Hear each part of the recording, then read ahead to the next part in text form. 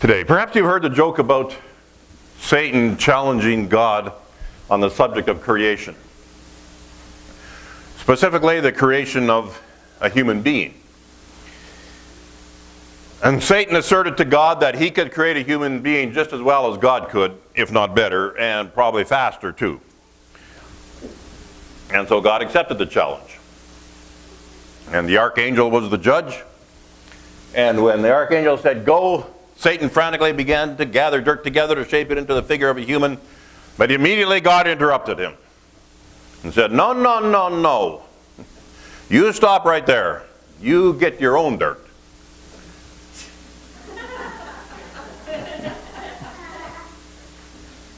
Well, you had to think a while to get that one.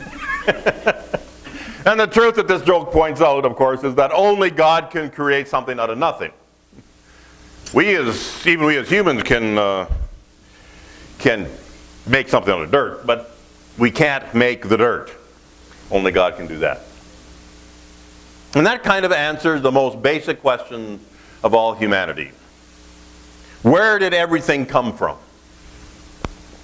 How did everything get started? And we need to know the answers to these questions before we can answer an even more basic question that we have, which is, why am I here? What is the meaning of life? What is the purpose of my life? And mankind has been struggling with these kinds of questions and answers for these questions for centuries. And it's not like the answers to these questions are hard to find. They've been in the Bible the whole time. But because mankind is sinful and by nature rebellious against God, we have been trying to figure out the answer to these questions without God. And the struggle continues. We're going to today start a series on the book of Genesis. And this is a thought been lurking in my mind for a few years now, that we should work our way through Genesis. We should do a series on Genesis. I've until now kept that thought kind of in the fringes of my brain and kept going to other things, but it kept resurfacing every now and then. And one of the reasons perhaps that I've been a bit reluctant to do it is because it has the potential to be a bit controversial. Especially the first 11 chapters or so of Genesis.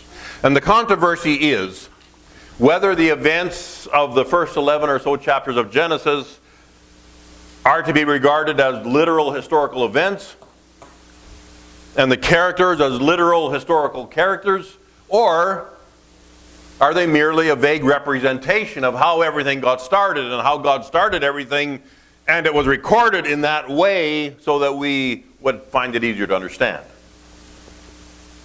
And if that's the case, then the stories and the characters should not be taken as literal people and literal stories. The events shouldn't be taken as literal events that actually happened. They're just all kind of pictures for us in some allegorical way as to how things got started and how God put everything in motion and what happened before the time of recorded history.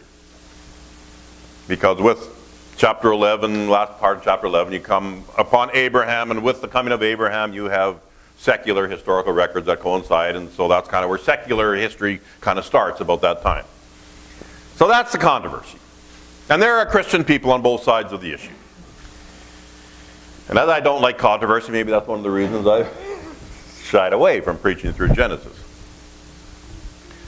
And besides, I have done a series on Abraham, and I've done a series on Joseph, and those two characters take up the majority of the book of Genesis, so why do it again?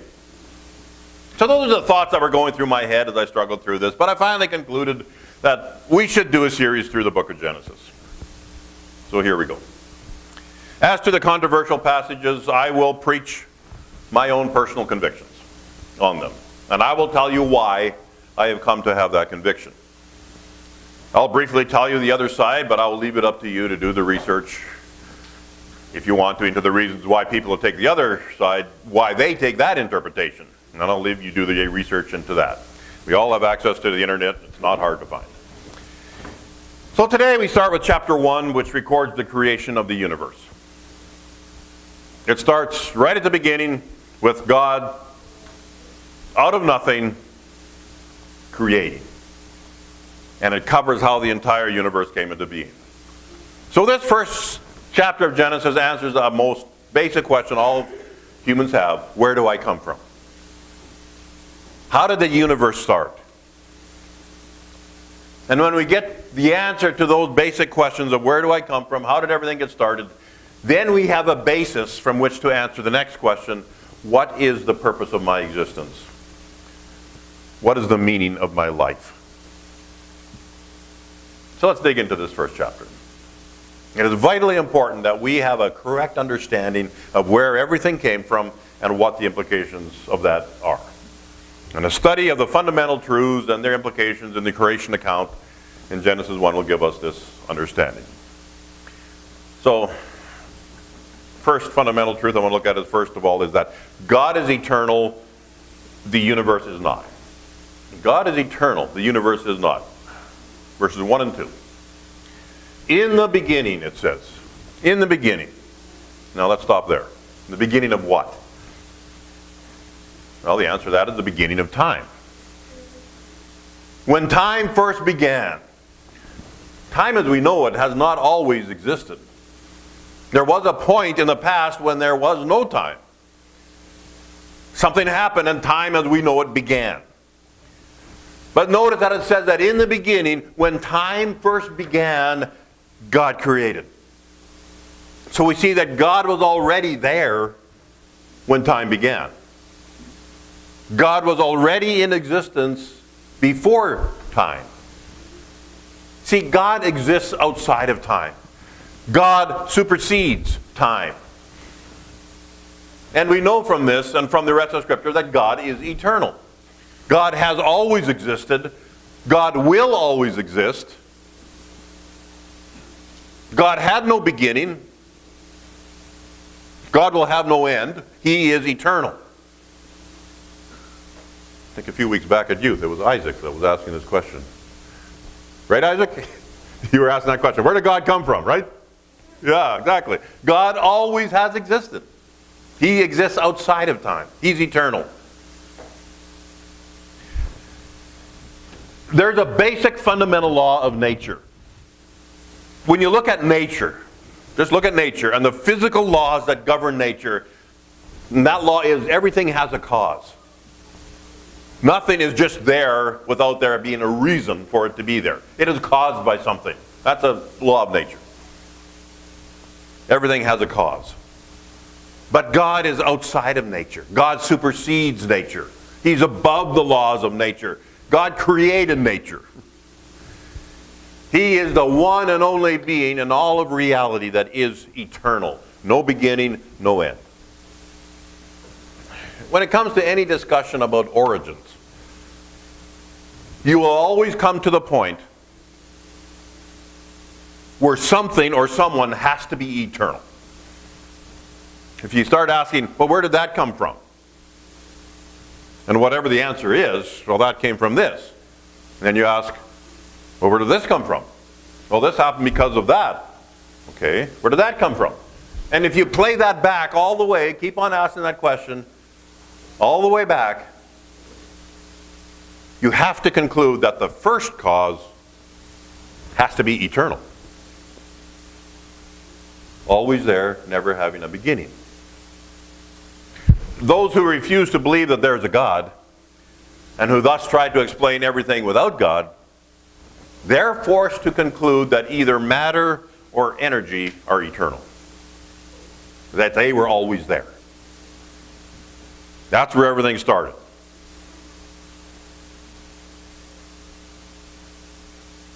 But both matter and energy, and according to Einstein's theory, those can be interchangeable, theoretically. They are physical things. Both matter and energy are physical things that depend on physical laws of nature. So they have to have a cause. So the conclusion that they'd be eternal goes against the laws of nature. The only explanation that makes sense is that there is a God, and God is eternal. He has no cause.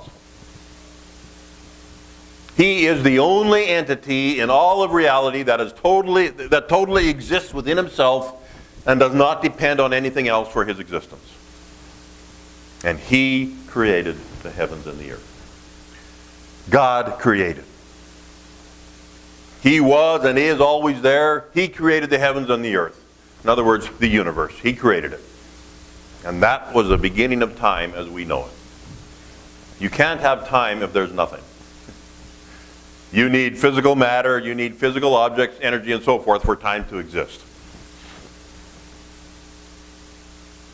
So when God created those things, time began. In the beginning, God created the heavens and the earth. So what I want us to see from these first two verses is that God is eternal and the universe is not. The universe had a beginning, and that first cause of the universe was something that was greater than the physical laws of nature.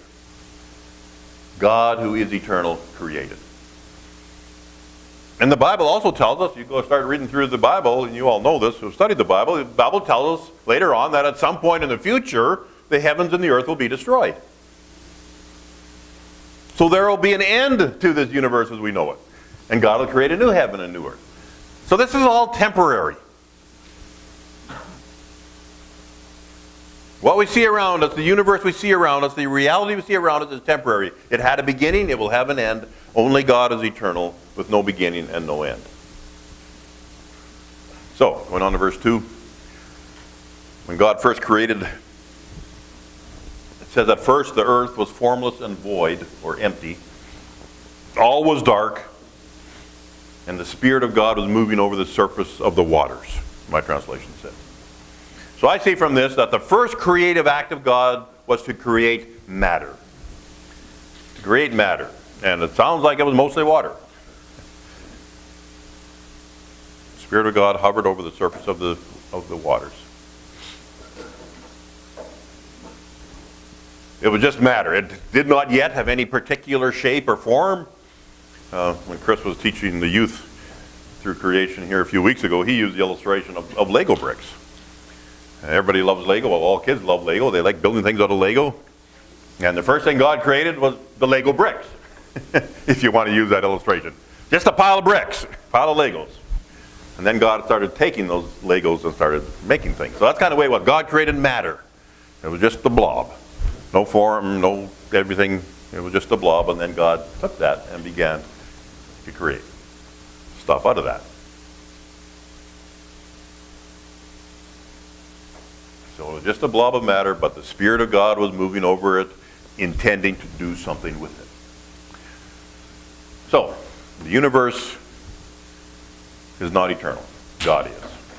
Secondly, the 6 days of creation, and this maybe isn't a fundamental truth. That this point of my outline does not make sense in the outline. So I would, in my prophetics or in my homiletics class of Bible school, would have lost marks on that because. But anyway, let's look at the 6 days of creation next. I think there's a fundamental truth in that we need to know. Verses 3 to 31, the rest of the chapter. It goes on to describe how God turned this matter into the universe that we know. With most of the attention of this chapter given to the creation of life on this planet Earth. Let's very quickly go through it, and then we'll discuss it a bit. First thing God did after he created matter was to create light. Verse 3. Now, this wasn't the sun. That didn't get created till verse 14. But God created light. We don't know much about this light that God created here, there in verse 3, except that it must have been at some fixed place in the universe giving light to the earth. It says God separated the light from the darkness, and maybe that's a reference to God set the planet Earth spinning on its axis. I don't know. That's my personal speculation. But God separated the light from the darkness, and there was evening and morning the first day. If you look at that word light, we know that the spectrum of light goes from the high frequency of ultraviolet light. I think that's right. Rick, you might have to correct me. You got ultraviolet, the high frequency of light, of the spectrum of light. You got down to the infrared, which is a low frequency of light. And then included in that light spectrum are all kinds of radio waves and so on. There's only a small part of the whole light spectrum that is visible to the naked eye. And so some have suggested that this word light in verse 3 may indicate that it's energy. At this point, God created energy. If this is true, then God first created matter and then he created energy, which are the building blocks of everything else. So that's day one. Evening and morning, day one. On the second day, God created an expanse. It says, what did your translation say, Edith? I know there was a difference there. Vault, yeah. So what that's talking about is something between the water below and the water above. And there's an expanse or a vault between that. So that's talking about the sky or the atmosphere around the earth. There's water underneath, the physical water, liquid water. There's water vapor above the sky or the top of the sky. And in between there's this atmosphere that we have. That's the second day. On the third day, God separated the water from the dry ground on the surface of planet Earth. So it sounds like, up until now, everything was water. But then God separated the water from the dry ground. And the water was all gathered into one place. The result that dry ground appeared on the other place. So in other words, there's actually pretty good evidence that originally there was only one great landmass on planet Earth, the supercontinent, which scientists have called Pangaea. Some pretty good evidence for that. And this verse would seem to support that. We didn't that first have the continents that we have now. They drifted apart later on. We'll get to that as we go through Genesis. But this verse seems to support that originally there was just the one massive continent, and the rest was all water. Also on day 3, God caused vegetation to spring up and grow on the dry ground. All kinds of plants and vegetation, all producing seeds and fruit, all able to reproduce after their kinds. And it was so. That's day 3. On the 4th day, God created the heavenly bodies. Sun, moon, stars. God's purpose for them was to separate the day from the night. And that they would be as signs on the earth. They would provide seasons on the earth. There would be a means to measure days and years. People would look at the stars and they would use them for guidance and for navigation and so on. So that was the heavenly bodies, sun, moon, and stars. Now, whether that previous light source created back in verse 3 was only a temporary until God created the sun, I don't know. We don't know that. We have no way of knowing. Maybe at this point God replaced that temporary light source with the sun.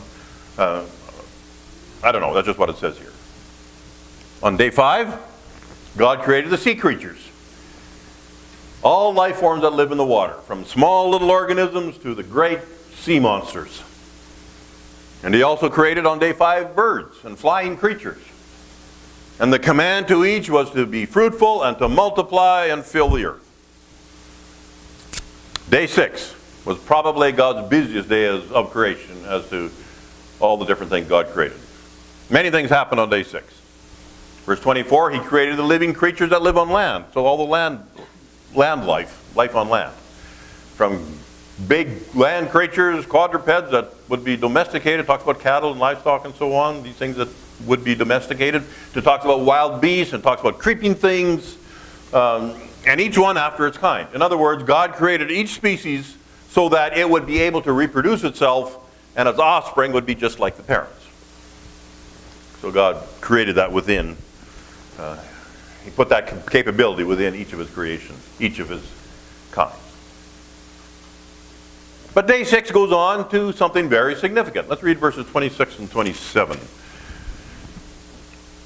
Then God said, "Let us make man in our image, according to our likeness, and let them rule over the fish of the sea, and over the birds of the sky, and over the cattle, and over all the earth, and over every creeping thing that creeps on the earth." God created man in his own image. In the image of God he created them. Male and female, he created them. Notice at first that God says, "Let us." Let us. And here we have the first indication that God is plural. Now there is only one God, and God is one, but he exists in a plurality. And the scriptures later on will explain this and tell us that there's a Trinity. God exists in 3 persons, Father, Son, and the Holy Spirit. They're all distinct persons. They have different roles, but they are all the same essence. They all are equal. They all are unified. They're the same.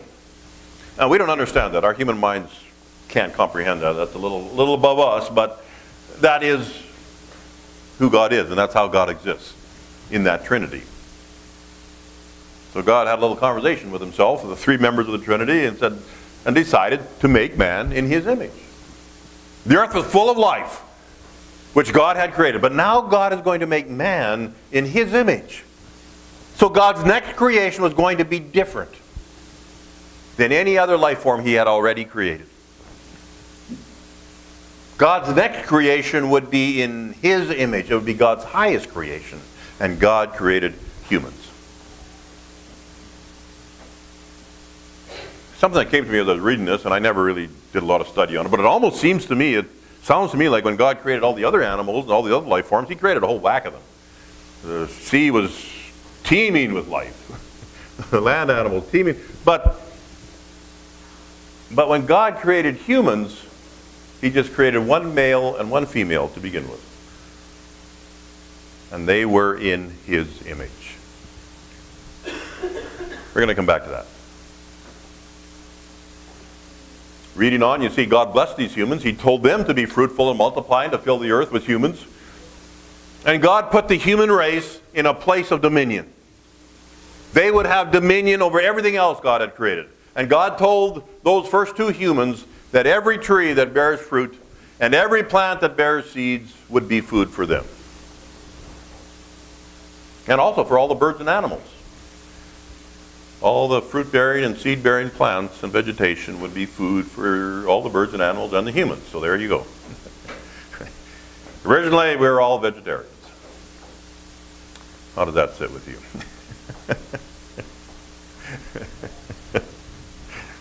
We might be going back to that in the future. So I guess that means eat all the bacon you can now, because we're going to be vegetarians in the future. Just kidding. So those are the 6 days of creation. And here we come to one of those controversial areas that I mentioned. Were these 6 days of creation 6 literal 24-hour days? Or do they refer to 6 long extended periods of time, each time period being millions of years long? That's the controversial question. Okay, like I said before, I'm going to preach my personal conviction. I'll tell you why I believe it. Those who interpret it otherwise, you can do the research out there as to why they take a different interpretation. I believe they were 6 literal 24-hour days for the following reasons. First, because of the grammatical structure of the text here. Yes, the Hebrew word translated day is the Hebrew word yom. It is used many times to denote an extended period of time in the Old Testament. You see that quite often. The day of the Lord will come, and that refers to an extended period of time. In the day of the Lord, or in the day that it's used to denote an extended period of time. But when that word yom is used, when it has a qualifier, a number qualifier, like it has here, the evening and the morning were the first day, the evening and the morning were the second day. When it has that qualifier, it always means, in the Old Testament and in the Hebrew language, it always means a literal 24-hour day. Also, I'd like you to take a look at Exodus 20. When you turn your Bibles there, please, I want you to see this. Exodus 20.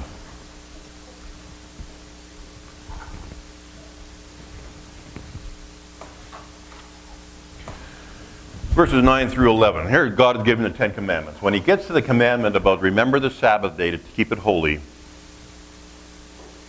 let's read. Exodus 20, verses 9 through 11. If I can find Exodus 20. Here we go. Well, let's start at verse 8. Remember the Sabbath day to keep it holy. 6 days thou shalt labor and do all your work.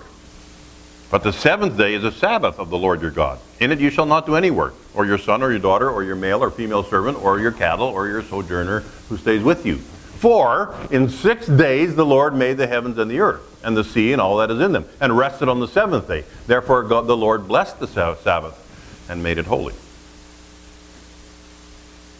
So the fact that God referred back to the creation week as a reason for why you should remember the Sabbath day, the 7th day, because that's the day God rested. To me, that shows that these are literal 24-hour days. If they were not, then that passage in Exodus would make no sense. So that indicates that to me that's the 6 24-hour days. The second reason I believe these are literal 24-hour days is, I guess, a philosophical reason. The only reason to interpret this as 6 long extended periods of time is to fit the evolutionary time frame into the biblical text. That would be the only reason to say these are longer periods of time. And Christians who do this are basically saying that they accept that science has proven beyond any doubt that the universe is billions of years old. And so now we have to reinterpret this Bible to somehow accommodate what science has proven to be true, that the universe is billions of years old. And so they come up with, well, maybe God used evolution to create the universe. Maybe each of these 6 days are really an eon of time, millions of years long.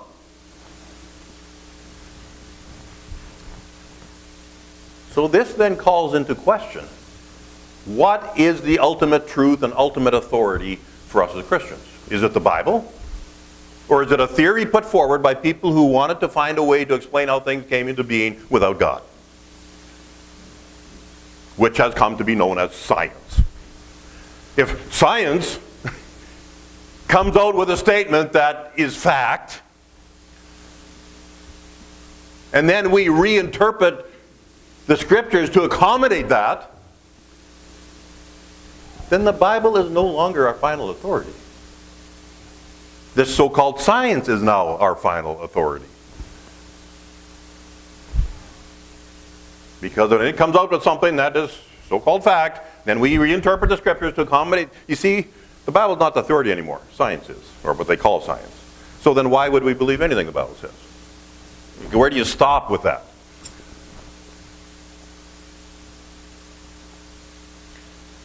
And friends, the truth is, despite what evolutionary scientists say, the theory of evolution has not come close to being proven. The age of the universe of 14.6 billion, I think that's the latest number they come up with, 14.6 billion years old, hasn't come close to being proven. Now they talk like it has been. You read through all the science textbooks, there's not a doubt. That's for sure. That's given. We know that for a fact. That's how they talk. But it has not come close to being proven. If you look at all their dating methods and all the reasons they come up with how it's that old, it's rife with assumptions and guesses and a philosophical basis that is anti-God. There is nothing that has been discovered or found to be demonstrated that forces us to the conclusion that the universe is billions of years old. There's nothing. All the evidences that are put forward are rife, as I said, with major interpretations of evidence that are based on anti-God thinking and anti-God presuppositions that go far beyond what the evidence really shows. They talk like it's proven, they talk like it's settled, but those conclusions are all based on huge assumptions, and they have huge unproven fudge factors built in. And the biggest assumption that it's based on is that there is no God.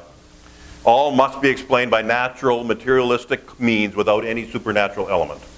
Because the minute you introduce the concept of God into the picture, then it's not science anymore. Then it's religion.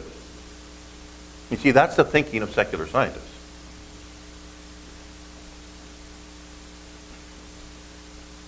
So for us as Christians to place more credence in this anti-God line of thinking, which is called science, than we put into the Word of God itself, in my opinion, is inconsistent with correct Bible interpretation. The only reason to not believe in 6 24-hour days is to believe that science is more authoritative than the Bible, which I find unacceptable. So there are 2 basic reasons why I believe it to be 6 literal 24-hour days.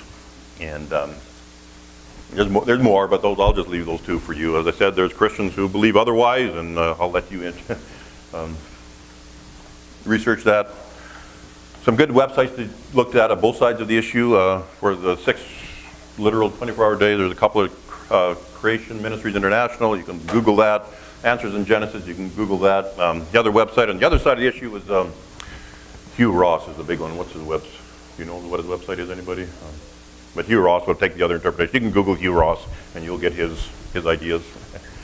So anyway, that's why I believe it is. You can point to all the other evidences, well, the age of the rocks, the age of the fossils, How come things are billions of light years away? How do we know that if the Earth is only young? That's interesting when you study that. How do they know things are billion years of light years away? Well, they talk about redshift in the planets or in the galaxies, what they're looking at. But there's inconsistencies there. And actually, the biggest thing for evolution now is the Big Bang Theory.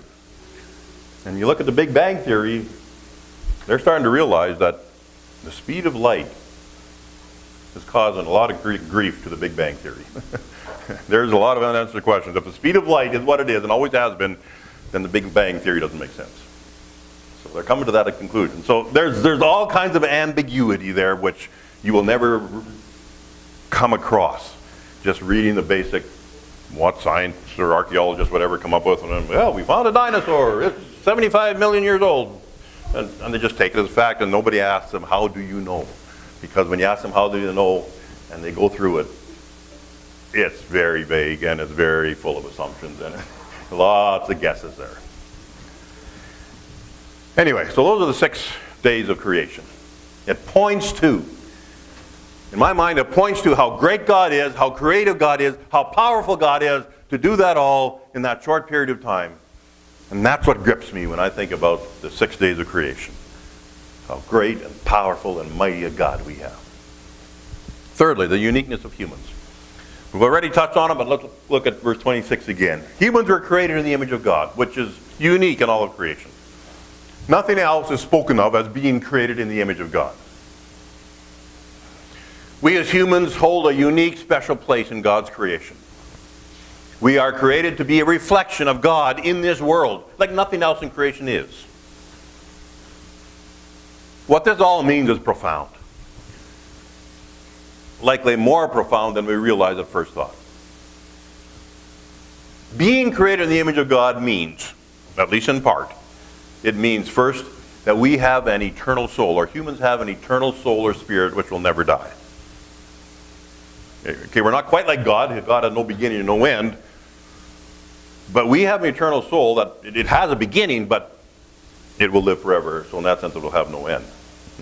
So we have that eternal aspect in it. That's part of the image of God in us too. Because we have this soul or spirit, we have the capacity to have a relationship with God and to communicate with God.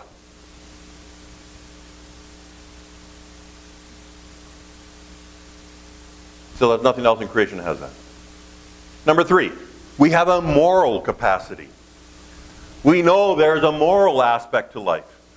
We know there are some things that are intrinsically morally right and some things that are morally wrong. We know that. God has put that in us. It's the image of God in us. Nothing else in creation has that. And fourthly, we have a free will. Meaning that we have the capacity to think and to consider pros and cons and make a moral choice. And which moral choice we will take. And again, that's something nothing else in creation has. All of these things are unique to humans. And as such, because God created like this, God gave us as humans dominion over the rest of creation. We are charged to develop God's creation, to take care of God's creation, to work it, to be good stewards of it, and on and on and on. Have dominion over everything else. Of all that God created, humans are special. And that speaks to the question of the meaning of life. Why am I here? What's my purpose in life? Why do I matter? The truth that God created us special speaks to those questions. Fourthly, and finally, what I see in this chapter is the perfection of God's original creation. The perfection of God's original creation. As we went through this chapter, did you notice how many times God commented on about what he just made and said it was good? 6 times from verses 1 through 30. That God commented, oh, this is good. Yeah, this is good. And it culminates in the 7th time in verse 31 where God says, this is very good. In verse 31. Now, friends, if God comments that something is good, then that means it is very good. That means something. That means it's perfect. God is a God of perfection. There are no mistakes in him. He is pure and holy and all-knowing and all-powerful and all-present. He can't make mistakes. If he could, he wouldn't be God. So God's original creation was perfect. There were no mistakes anywhere. It was very good. There were no flaws. There were no computer glitches. There were no weaknesses. Everything was exactly what he wanted it to be. Everything worked exactly the way he designed it to work. Friends, that's important. If we're going to have a good understanding of how everything got started and where we came from and how we got into the mess that we are in today, we need to understand that originally, God made everything perfect. Now remember that as we go through the next few chapters in the weeks to come. Originally, everything was perfect. Things happened after that, but originally everything was perfect. That's important to remember. So therefore we see from this passage the fundamental truths we need to know and we need to understand to know where we came from, why we are here, and the implications of it. Those fundamental truths are, number one, God is eternal, the universe isn't. Number two, the 6 days of creation, how that all came to be and how awesome God is to do it like that. Number three, the uniqueness of us as humans. We're created in God's image, we're special. We're above everything else in creation. And number four, the perfection of God's original creation. Once we have a correct understanding of where everything came from and where we came from and God's purposes in it all, then we can understand the more basic questions like, why am I here? What is my purpose in life? Which will become more clear as we go through this book of Genesis. But today we're going to stop here. I guess I don't have any profound application for your personal life and living your life this afternoon or tomorrow, except to think about this. Who you are, how God made you, why God made you, what that means as far as your purpose in life is. So let's have our time of silence and let God speak to you and tell you what he wants you to know from this passage. I'll give you a few moments.